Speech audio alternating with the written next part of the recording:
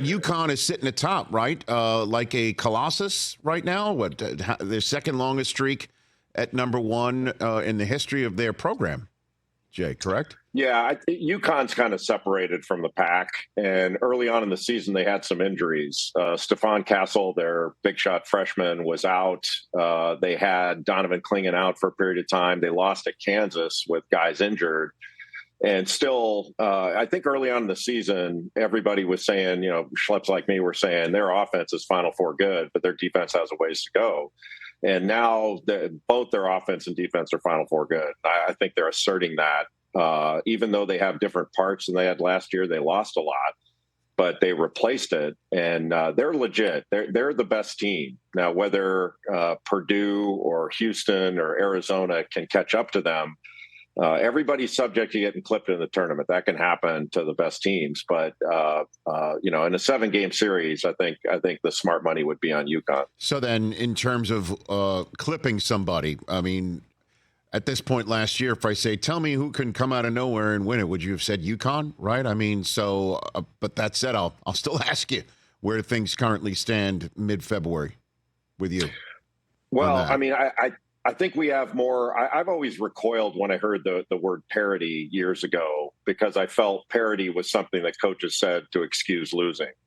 And because there wasn't parity. I mean, parity essentially means equality, and there's not equality across the board among the big shots in college basketball. But this year, I'm starting to say, you know what, it's starting to look like that. It's harder to win this year on the road than it's been in past years. It's always been hard, but this year the numbers prove that it's been harder.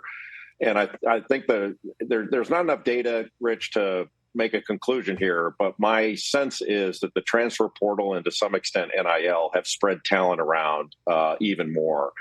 And that's what most fans said they wanted. They wanted parity, and they have it.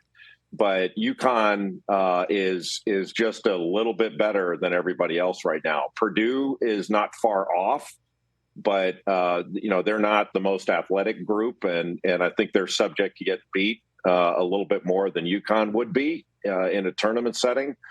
I would say that we've got a bunch of teams out there just below the top 4 or 5 that all kind of look the same. And as far as what they've accomplished and what they're capable of, I do think that obviously getting hot at the right time and being healthy at the end of the season and, fresh mind, fresh legs are going to be important.